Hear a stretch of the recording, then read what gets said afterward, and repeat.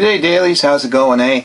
Today I had some mail come to me and I'm going to share it with you because it's rather interesting. 2 weeks ago I got the Vlog Like a Boss in the mail.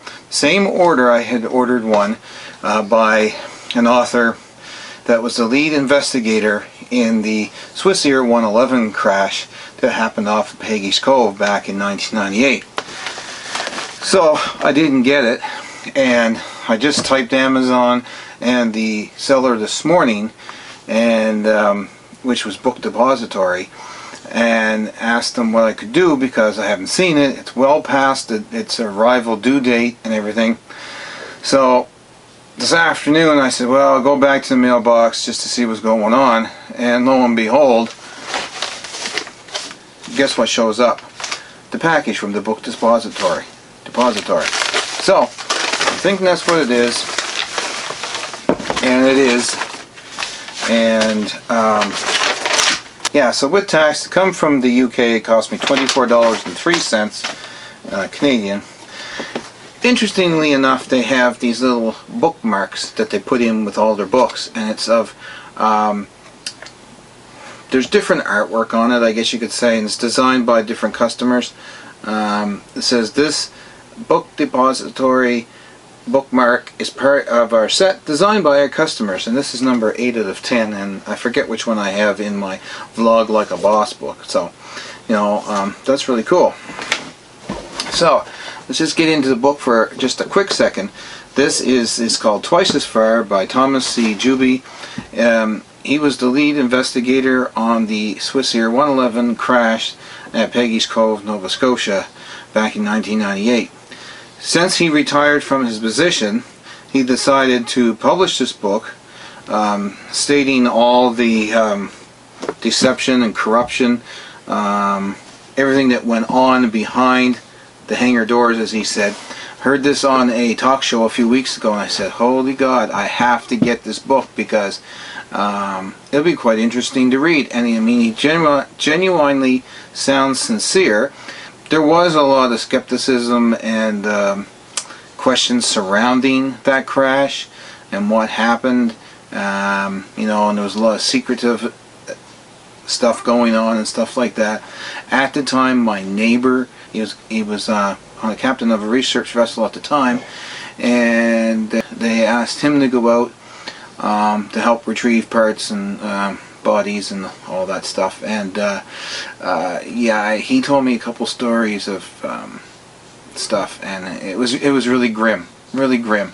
I can't even remember them now because, like, he'd start to tell the story and he'd get all teary-eyed, choked up, and he'd get himself sick, so he had to, like, leave it at that. I do remember that night I was out in the backyard and I saw a plane awful low going overhead. Heard it first, and then saw it go over, and the Swissair markings on the back of the tail, the big red cross. So I said, that's kind of odd that that's low, and I haven't seen one of those type of planes around here with those markings on it before. So I knew there was something different about it, but I didn't really think nothing of it because at times planes do fly low over the city. And even where I am now, which is not the same house, I'm in a flight path, and sometimes they're up quite high and sometimes they are down really low. So it's not uncommon. And he was heading out toward the ocean and Peggy's Cove, and it wasn't too long after that is when the crash occurred. So I do remember that, and you know, it was like, you know, geez, he could have landed in the city, he could have crashed in the city. So, you know,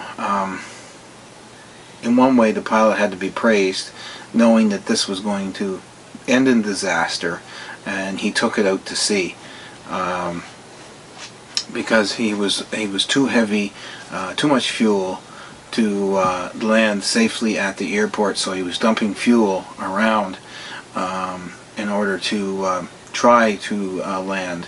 And I think he just realized this is not going to happen. The cabin filled up with smoke too fast, a cockpit filled up with smoke too fast, and he couldn't see, and he lost everything, all his bearings and everything, and, you know, this is what happened.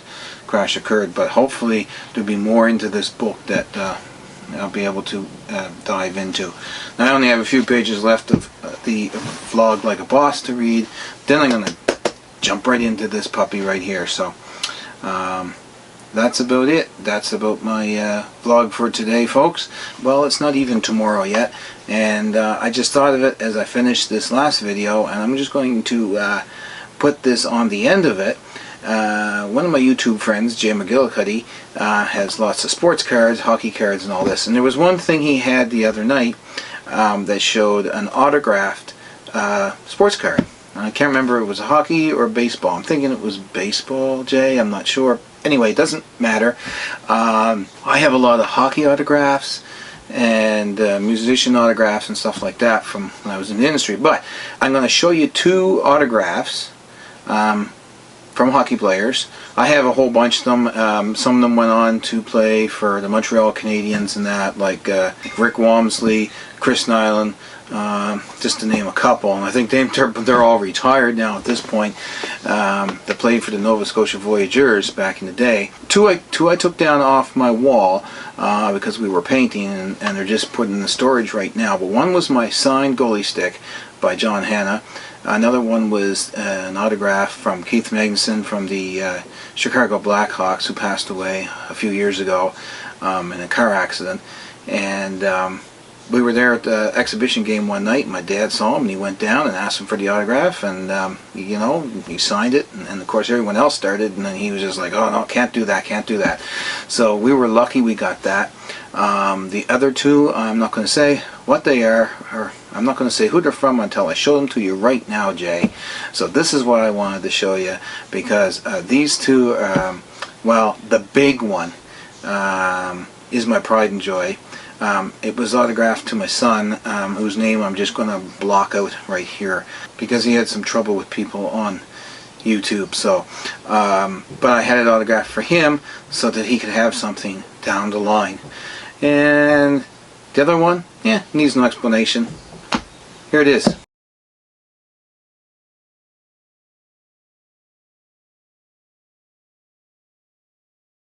So I don't remember if it was a game previous to the one when I got the jersey signed or after. I'm thinking it's probably before, long before. Another old timers game. Eddie Shack was there, and he wasn't playing; he was just in the crowd. And of course, I spied him and went down and got his autograph as well. Thanks so much for watching, and don't forget to comment, like, and subscribe down below. It really helps out my channel, and I'll see you again soon.